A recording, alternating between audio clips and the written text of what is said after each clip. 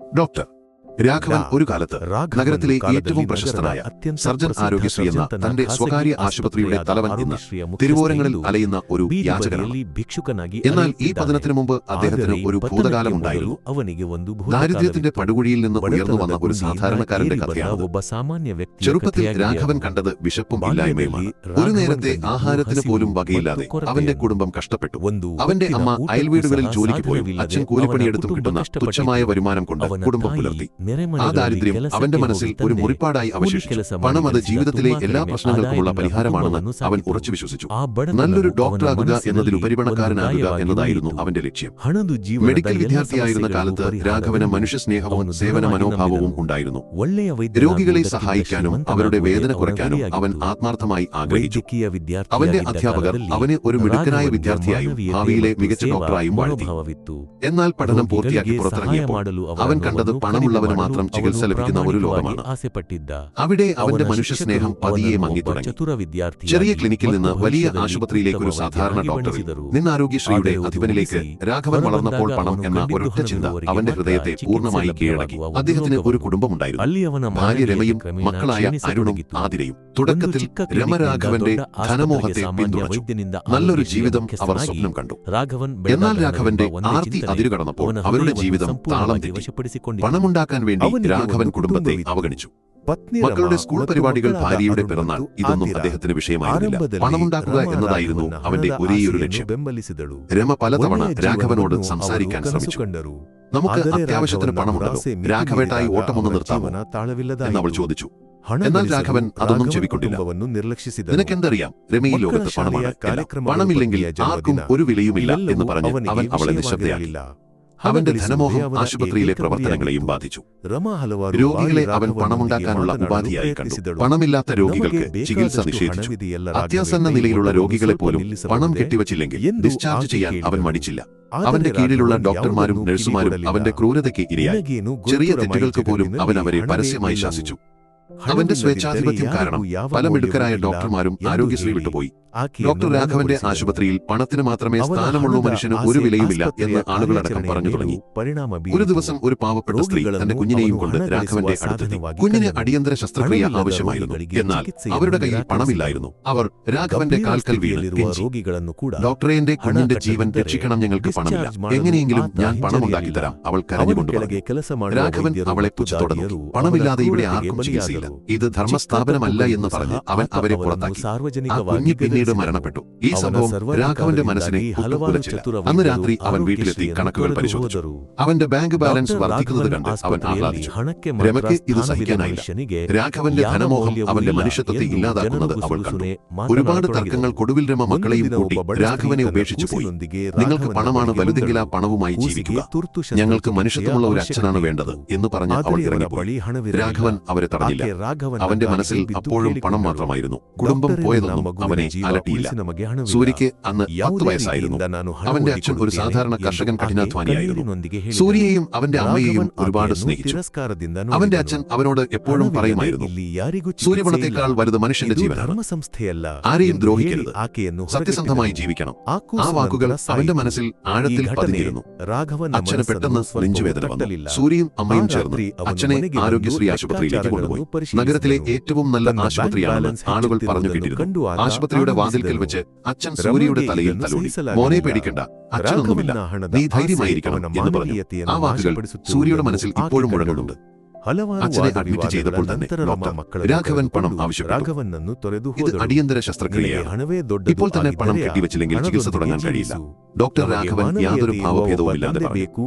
സൂര്യയുടെ അമ്മ ഡോക്ടറുടെ കാൽക്കൽ വീണ് കെഞ്ചി, ഡോക്ടറെ, ഞങ്ങളുടെ കയ്യിൽ ഇപ്പോൾ ഇത്രയുള്ളൂ, ബാക്കി ഞങ്ങൾ എങ്ങനെയെങ്കിലും ഉണ്ടാക്കിത്തരാം, എന്റെ ഭർത്താവിന്റെ ജീവൻ രക്ഷിക്കണം എന്നാണ്ടോ.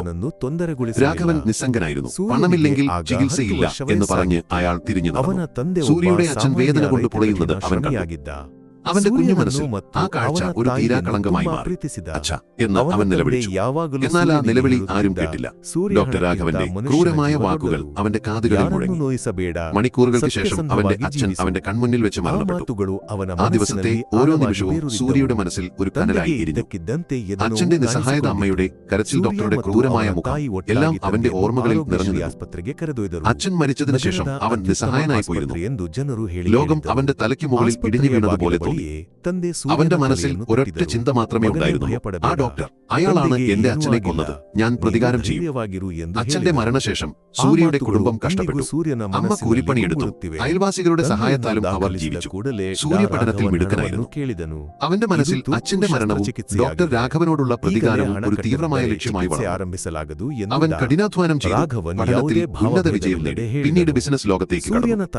അവന്റെ ബുദ്ധിപരമായ നീക്കങ്ങളും കഠിനാധ്വാനവും അവനെ അതിവേഗം വളർത്തി. സമൂഹത്തിൽ അവനൊരു പേരുണ്ടാക്കി. ഒരു വലിയ വ്യവസായിയായി അവൻ മാറി. അച്ഛന്റെ ഓർമ്മകളിൽ നിന്ന് പ്രചോദനം ഉൾക്കൊണ്ട് സൂര്യ സമൂഹത്തോടുള്ള തന്റെ പ്രതിബദ്ധതയും കാത്തുസൂക്ഷിച്ചു. പാവപ്പെട്ടവരെ സഹായിക്കാനും അവർക്ക് വിദ്യാഭ്യാസം നൽകാനും അവൻ മുൻകൈയെടുത്തു. എന്നാൽ അവന്റെ മനസ്സിലെ പ്രതികാരത്തിന്റെ അഗ്നി കെട്ടുപോയിരുന്നില്ല. ഡോക്ടർ രാഘവനെ കണ്ടെത്തുക എന്നതായിരുന്നു അവന്റെ ഏക ലക്ഷ്യം. വർഷങ്ങൾ കടന്നുപോയി. ഒരു ദിവസം നഗരത്തിലെ ഒരു തെരുവിൽ വെച്ച് സൂര്യ ഡോക്ടർ രാഘവനെ കണ്ടുമുട്ടി. ഒരു യാചകന്റെ രൂപത്തിൽ വൃത്തികെട്ട വസ്ത്രങ്ങളുമായി മെലിഞ്ഞുണങ്ങിയ ശരീരവുമായി അയാൾ അവിടെ ഇരിക്കുന്നുണ്ടായിരുന്നു. സൂര്യയ്ക്ക് ആദ്യം വിശ്വസിക്കാനായില്ല. അവന്റെ കണ്ണുകൾക്ക് തെറ്റിയതാണ്. എന്നാൽ മുഖമാ കണ്ണുകൾ. അവനത് മറക്കില്ല. അവന്റെ മനസ്സിൽ ദേഷ്യം ഇരമ്പി.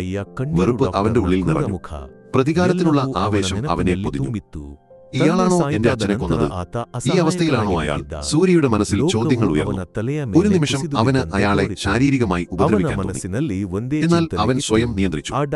ഇല്ല, ശാരീരികമായ പ്രതികാരം പോരാ. അയാൾ അനുഭവിച്ചതിനേക്കാൾ വലിയ വേദന അയാൾ അനുഭവിക്കണം. വൈകാരികമായ പ്രതികാരം, അതാണ് എനിക്ക് വേണ്ടത്. സൂര്യയുടെ മനസ്സിൽ ഒരു പുതിയ ആസൂത്രണം രൂപപ്പെട്ടു.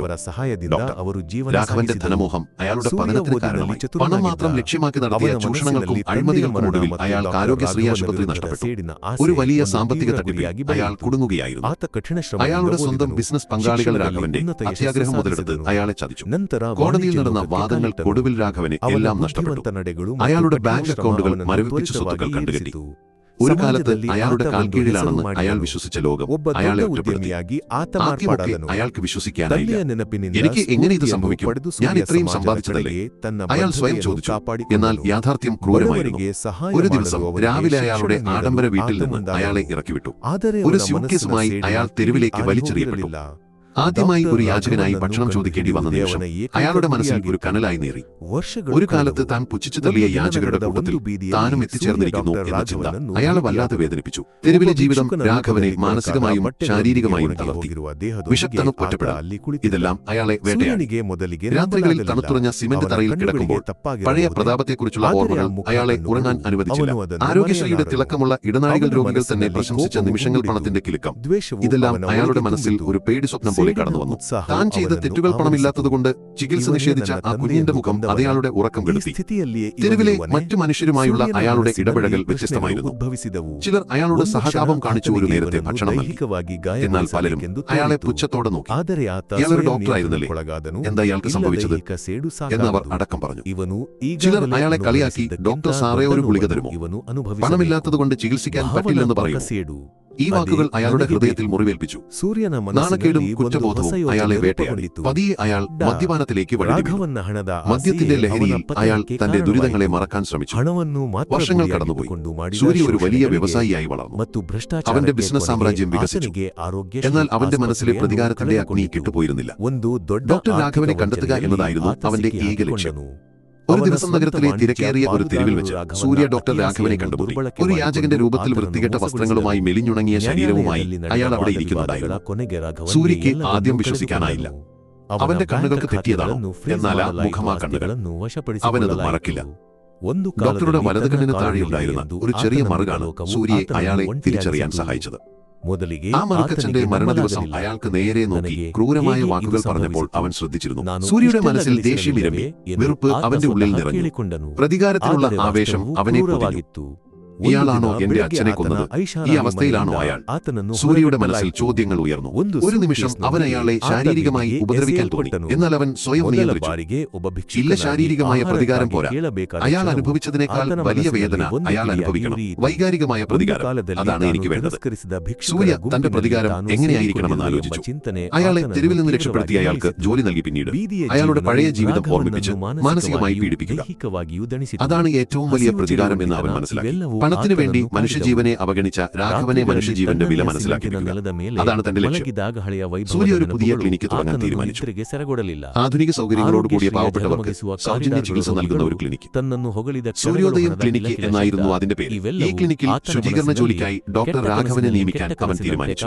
രാഘവൻ തന്റെ പഴയ ആശുപത്രിയുടെ ഇടനാഴികളിലൂടെ ഒരു ശുചീകരണക്കാരനായി നടക്കുന്നത് അവൻ സ്വപ്നം കണ്ടു. ഒരു ദിവസം സൂര്യ രാഘവന്റെ അടുത്തേക്ക് ചെന്നു. നിങ്ങൾക്ക് ജോലി വേണോ? സൂര്യ ചോദിച്ചു. രാഘവൻ തലയുയർത്തി നോക്കി.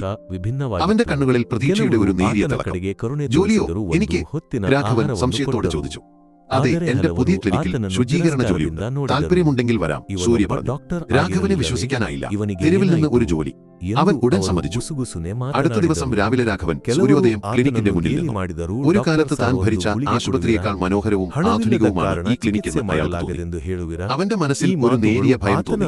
ഈ ജോലി തനിക്ക് ചെയ്യാൻ കഴിയുമോ? എന്നാൽ വിശപ്പ് അവനെ മുന്നോട്ട് നയിച്ചു. സൂര്യോദയം ക്ലിനിക്കിലെ ശുചീകരണ ജോലി ഡോക്ടർ രാഘവന് ഒരു നരകയാതനയായിരുന്നു. ഒരു കാലത്ത് താൻ നിയന്ത്രിച്ചിരുന്നതിന്റെ തീരുമാനങ്ങൾ മാത്രം നടപ്പായിരുന്ന കോറിഡോറുകളിലൂടെ അയാൾ ഇപ്പോൾ ചൂലും ബക്കറ്റുമായി നടന്നു. തിളങ്ങുന്ന തറകൾ തുടയ്ക്കുമ്പോൾ ഒരു കാലത്ത് താൻ ധരിച്ചിരുന്ന വില കൂടിയ ഷൂസുകൾ, ആ തറയിലൂടെ നടന്നിരുന്ന ഓർമ്മകൾ അയാളെ വേട്ടയാടി. ഓപ്പറേഷൻ റൂമുകൾ, അവിടെ താൻ എത്രയോ ജീവനുകൾ രക്ഷിച്ചു എന്ന് അഭിമാനിച്ചിരുന്നു. ഇപ്പോൾ അയാൾ അവിടെ രക്തക്കറകളും മാലിന്യങ്ങളും വൃത്തിയാക്കുന്നു. ഓരോ തവണയും അയാൾ ഒരു രോഗിയുടെ മുറി വൃത്തിയാക്കുമ്പോൾ തന്റെ പഴയ ജീവിതം ഒരു സിനിമ പോലെ അയാളുടെ മനസ്സിലൂടെ കടന്നുപോയി. രാവിലെ 6 മണിക്ക് ജോലിക്ക് എത്തണം. രാത്രി വൈകിയും ജോലി ചെയ്യണം. ശരീരം വേദനിച്ചു, കൈകൾ തളർന്നു. എന്നാൽ വിശപ്പ് അവനെ മുന്നോട്ട് നയിച്ചു. ഒരു കാലത്ത് താൻ പുച്ഛിച്ചു തള്ളിയ ജോലിയായിരുന്നു. ഇപ്പോൾ താൻ ആ ജോലി ചെയ്യുന്നു. ഓരോ തുള്ളി വിയർപ്പിലും അയാൾ തന്റെ പഴയ അഹങ്കാരത്തെയും ധനമോഹത്തെയും ശപിച്ചു. പഴയ സഹപ്രവർത്തകരുമായുള്ള ഏറ്റുമുട്ടലുകൾ. സൂര്യോദയം ക്ലിനിക്കിൽ വെച്ച് രാഘവന് തന്റെ പഴയ സഹപ്രവർത്തകരെയും ശിഷ്യന്മാരെയും കാണേണ്ടി വന്നു. ഇത് അയാളെ വല്ലാതെ ഉലച്ചു. ഒരു ദിവസം ക്ലിനിക്കിന്റെ ഇടനാഴിയിലൂടെ നടക്കുമ്പോൾ ഒരു യുവ ഡോക്ടർ രാഘവനെ കടന്നു. അയാൾ രാഘവന്റെ പഴയ ശിഷ്യന്റെ അരുണായിരുന്നു. അരുൺ ആദ്യം രാഘവനെ തിരിച്ചറിഞ്ഞില്ല. വൃത്തികെട്ട വസ്ത്രങ്ങളും മെലിഞ്ഞ ശരീരവുമായി ഒരു ശുചീകരണക്കാരനെ പോലെ നിൽക്കുന്ന രാഘവനെ അവൻ എങ്ങനെ തിരിച്ചറിയും? അരുൺ അയാളെ കടന്നുപോകുമ്പോൾ രാഘവൻ തലകുനിച്ചു നിന്നു. ഡോക്ടർ സാറ ഈ ഭാഗം വൃത്തിയാക്കിയിട്ടില്ല, അരുൺ പറഞ്ഞു. രാഘവൻ തലയുയർത്തി നോക്കി. അരുണിന്റെ കണ്ണുകളിൽ ആദ്യം ഒരു സംശയം, പിന്നീട് ഞെട്ടലൊടുവിൽ സഹതാപം. സർ, ഡോക്ടർ രാഘവൻ, അരുൺ വിറയലോടെ ചോദിച്ചു. രാഘവൻ ഒന്നും പറയാതെ തലകുനിച്ചു. അരുൺ ഒന്നും പറയാതെ നടന്നുപോയി. അവന്റെ കണ്ണുകളിൽ രാഘവനോടുള്ള സഹതാപം നിറഞ്ഞിരുന്നു. ഒരു കാലത്ത് താൻ ആരാധിച്ചിരുന്ന ഗുരുവിന്റെ ഈ അവസ്ഥ അവനെ വല്ലാതെ വേദനിപ്പിച്ചു. മറ്റൊരു ദിവസം രാഘവൻ ക്ലിനിക്കിലെ ശുചിമുറി വൃത്തിയാക്കുകയായിരുന്നു. അപ്പോൾ 2 നഴ്സുമാർ അവിടേക്ക് വന്നു. അവർ രാഘവന്റെ കീഴിൽ ആരോഗ്യശ്രീയിൽ ജോലി ചെയ്തിരുന്നവരായിരുന്നു. ഇയാളല്ലേ ആ ഡോക്ടർ രാഘവൻ?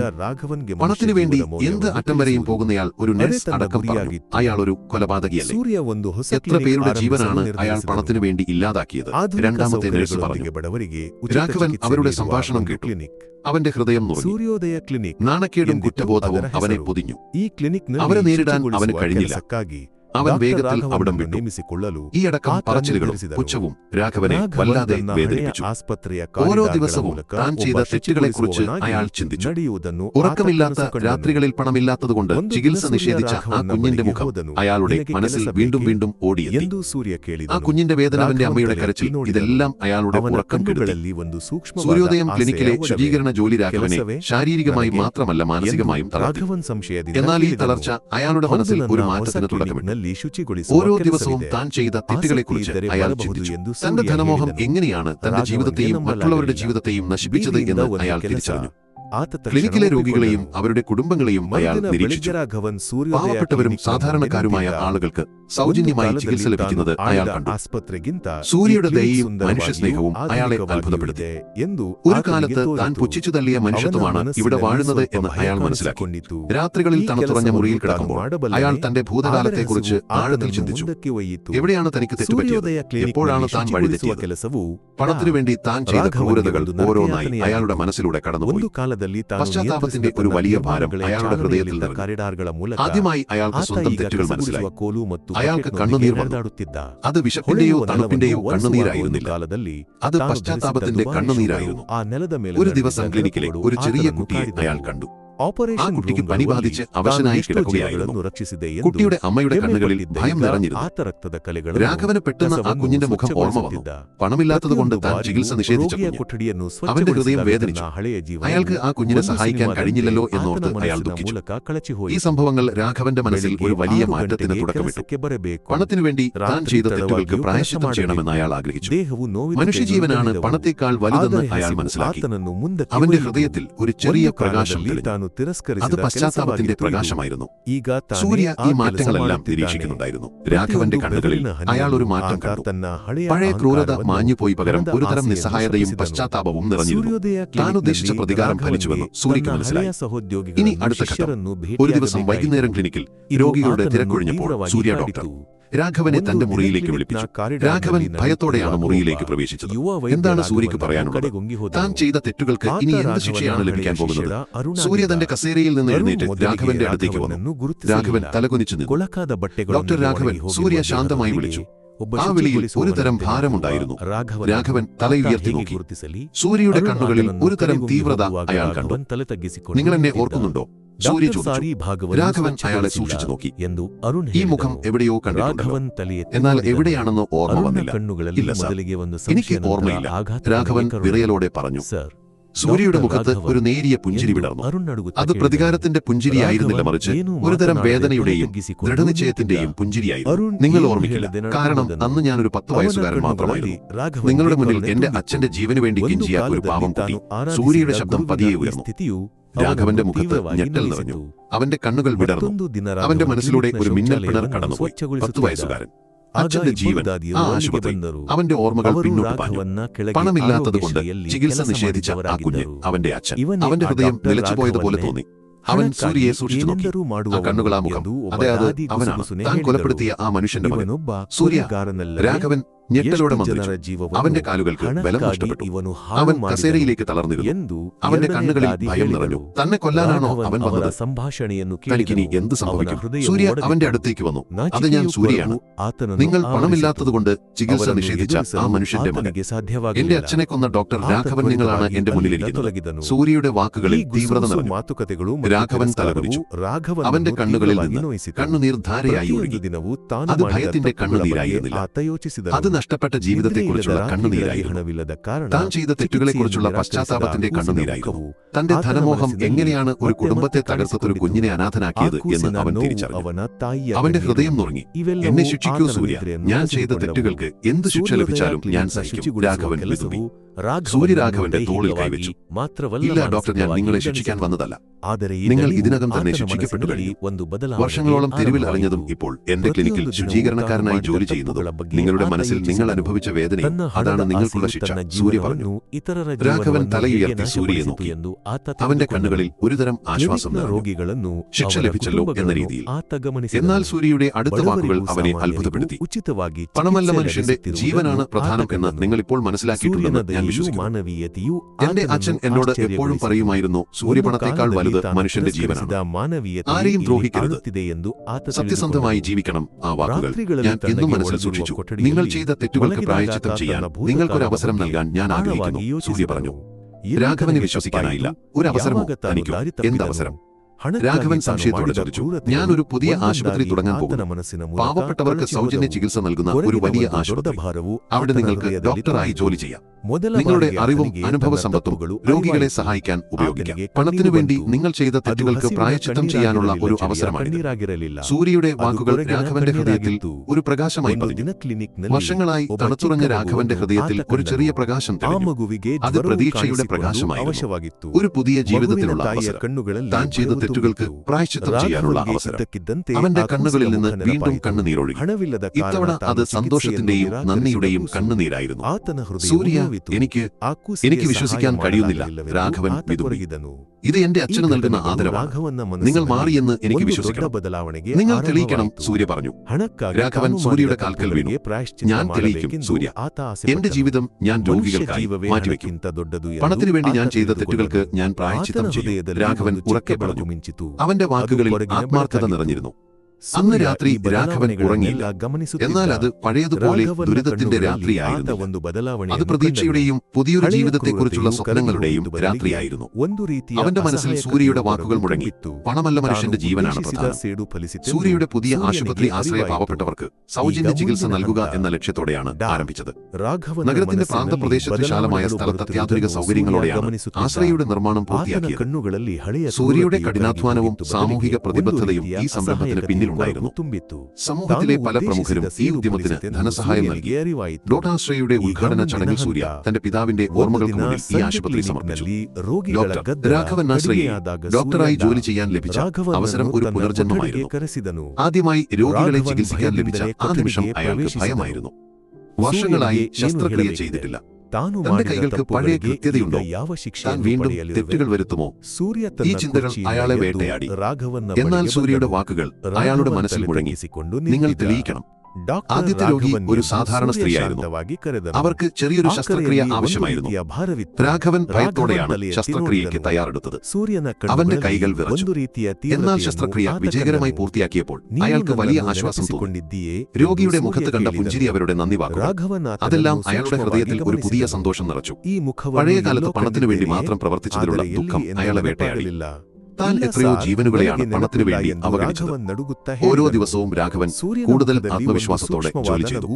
രോഗികളെ സഹായിക്കുമ്പോൾ അയാൾക്ക് ലഭിക്കുന്ന സന്തോഷം അളവറ്റതായിരുന്നു. പണത്തിനു വേണ്ടി മാത്രം പ്രവർത്തിച്ച പഴയ ജീവിതം അയാൾക്കൊരു പേടി സ്വപ്നം പോലെ തോന്നി. രോഗികളുടെയും അവരുടെ കുടുംബാംഗങ്ങളുടെയും നന്ദി വാക്കുകൾ കേൾക്കുമ്പോൾ രാഘവനുണ്ടാകുന്ന വൈകാരിക മാറ്റം വലുതായിരുന്നു. ഡോക്ടർ സാറേ, നിങ്ങൾ എന്റെ ജീവൻ രക്ഷിച്ചു, ഒരു രോഗി പറഞ്ഞു. നിങ്ങൾ ഒരു ദൈവത്തെ പോലെയാണ്, മറ്റൊരു രോഗി പറഞ്ഞു. ഈ വാക്കുകൾ അയാളുടെ ഹൃദയത്തെ സ്പർശിച്ചു. അയാൾക്ക് കണ്ണുനീർ വന്നു. അത് പശ്ചാത്താപത്തിന്റെയും സന്തോഷത്തിന്റെയും കണ്ണുനീരായിരുന്നു. രാഘവൻ തന്റെ അറിവും അനുഭവ സമ്പത്തും ഉപയോഗിച്ച് നിരവധി രോഗികളെ സഹായിച്ചു. സങ്കീർണമായ ശസ്ത്രക്രിയകൾ വിജയകരമായി പൂർത്തിയാക്കി. ഡോട്ട് ആശ്രയയിലെ മറ്റു ഡോക്ടർമാരും നഴ്സുമാരും അയാളെ ബഹുമാനത്തോടെ കണ്ടു. ഒരു കാലത്ത് പണത്തിനു വേണ്ടി മാത്രം പ്രവർത്തിച്ച ഡോക്ടർ രാഘവൻ ഇപ്പോൾ മനുഷ്യജീവന് വില കൽപ്പിക്കുന്ന ഒരു ഡോക്ടറായി മാറിയിരിക്കുന്നു എന്ന് അവർ തിരിച്ചറിഞ്ഞു. സൂര്യയും ഡോക്ടർ രാഘവനും തമ്മിൽ ഒരു പുതിയ ബന്ധം രൂപപ്പെട്ടു. അത് ഒരു ഗുരു ശിഷ്യ ബന്ധമായിരുന്നില്ല, മറിച്ച് ഒരു മകനും പിതാവും തമ്മിലുള്ള ബന്ധം പോലെയായിരുന്നു. സൂര്യ രാഘവനെ ബഹുമാനിച്ചു. രാഘവൻ സൂര്യയെ സ്നേഹിച്ചു.